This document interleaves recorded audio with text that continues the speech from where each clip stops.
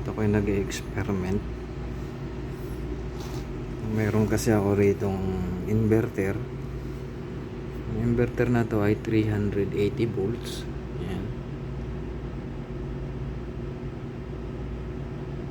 380 volts siya. Ngayon, meron akong transformer na ang ano niya, output niya ay 230 at saka primary niya ay 400.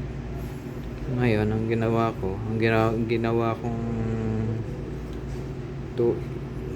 primary yung 220, ginawa kong output yung 400. Pero itong transformer na to ay 400 volts siya, output niya yung 230 volts, nasa 220 ganun. Pero yung output niya ang ginawa kong supply.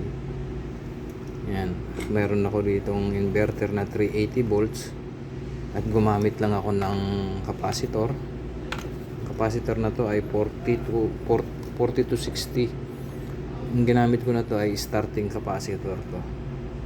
Pero po pwede naman yung mga capacitor na mga 60 to 100 microfarads. Ngayon, ito yung motor niya ay 380 volts din to. Ayan. Itong na to, 380 volts. Ayan. 380 volts. Ayan, nakaset up siya sa 380 volts. Ayan. Ngayon, ang gagawin ko, sasaksak ko siya kung obra.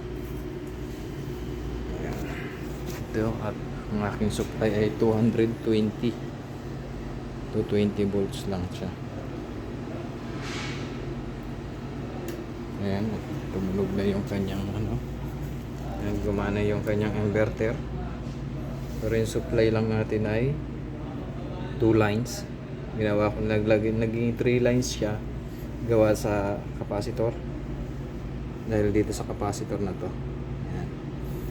Ngayon, paggaganahin ko tong motor nya, iraran ko yung inverter. Ayan, at na siya, nag-on. Gaganahin ko to. Ayan. At umandar siya. May ikot siya. Akin ko hihinahin. Close ko. Ayan, nag-close. Andarin ko. Ayan siya. Umandar na siya ng mabilis. Ayan, gumagana siya.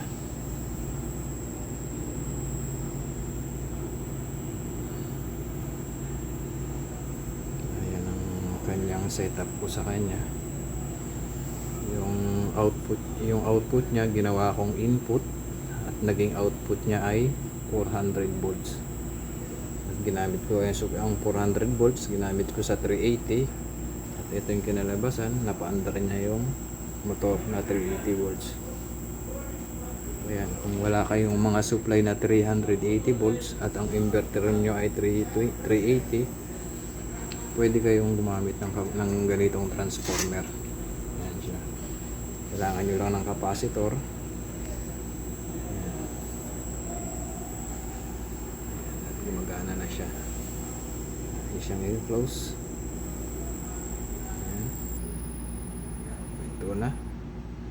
Pwede natin siyang i-stop. Ayan. Ayan siya. Okay na. Success.